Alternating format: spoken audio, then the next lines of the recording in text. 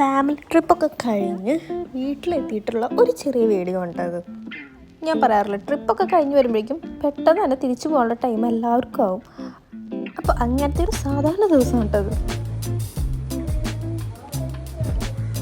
കളിക്കണേ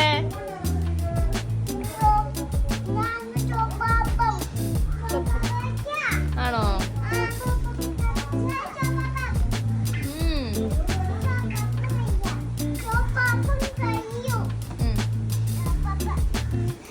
അങ്ങനെ രാവിലെ തന്നെ ഉറക്കപ്പിച്ചയിലിരിക്കുമായിരുന്നേ. കുഞ്ഞാൻ്റെ ഫേസ് കണ്ടോ ഇരിക്കണേ, ആളിങ്ങനെ വിഷമിച്ചിരിക്കുക, വേറെ ഒന്നുമല്ല. നാളെ ആള് ബഹറിൽ പോവാ, അതിൻ്റെ ഒരു വിഷമണി കാരണം.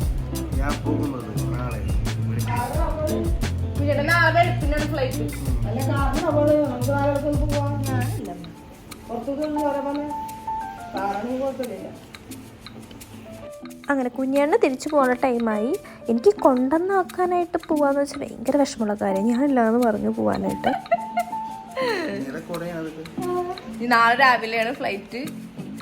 പെട്ടെന്നാണ് ദിവസങ്ങൾ പോണത്. ഇനി അടുത്ത ഓഗസ്റ്റില് അല്ലേ? ഞാൻ പോകും ഓഗസ്റ്റിലല്ലേ വീട്ടൊക്കെ പോയിട്ട്.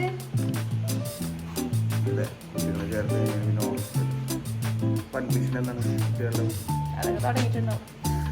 വേഗം പോയി എടുത്തോ. കുഞ്ഞേട്ടൻ ബഹറിലാണ് കേട്ടോ, അവിടെ HR ആണ് കുഞ്ഞേട്ടൻ. കുറച്ച് നേരം കഴിപ്പിക്കും പെട്ടി പാക്ക് ചെയ്യലായി. കുഞ്ഞൻ പാവം നല്ല ടെൻഷനിലിരിക്കുകയാണ്. അതവിടെ എല്ലാവരും ഒരു അവസ്ഥ അങ്ങനെയാണ്. ഇവിടെ നിന്ന് പോകുമ്പോൾ തലയ്ക്ക് പ്രാന്തിടിച്ച രീതിയിലാണ്. കുറച്ച് നേരം കഴിയുമ്പോഴേക്കും നൈറ്റായി. ഇന്ത്യ ചേട്ടൻ വന്നു പിക്ക് ചെയ്യാനായിട്ട്. അതിനാ അങ്ങനെ കുഞ്ഞേട്ടൻ പോയി. ഇനി അടുത്ത വർഷം വരെ കാത്തിരിക്കലാണ്. ഇതാണ് നമ്മുടെ ജോലി. അപ്പോഴേക്കും കിടന്നുറങ്ങി മോർണിംഗ് ആയി.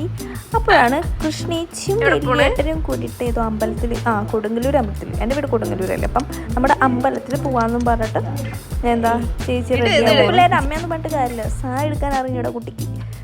അതെ, വലിയേട്ടൻ റെഡി. ഞാനപ്പോഴേ ഞങ്ങൾ ചിലപ്പോൾ നാളൊരു ടെമ്പിളിൽ പോകും, ഇഷ്ട ടെമ്പിളില്ലേ, അവിടെ വരെ പോകണമെന്നും പറഞ്ഞ് ഇങ്ങനെ ഇരിക്കുവാണ്.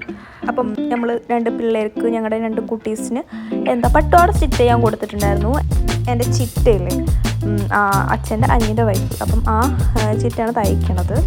അപ്പം ഇവർ അമ്പലത്തിൽ പോയി വന്നിട്ട് എന്നെ ഡയറക്റ്റ് അങ്ങോട്ട് കൊണ്ടാക്കണം സ്റ്റിച്ച് ചെയ്തത് എടുക്കാനായിട്ട് എന്ന് ഞാൻ വലിയ പറഞ്ഞു. അപ്പോൾ വേഗം റെഡി ആവാൻ എന്നോട് പറഞ്ഞിട്ടുണ്ടായിരുന്നു. എന്താ പറയുക, അമ്പലത്തിൽ പോയി.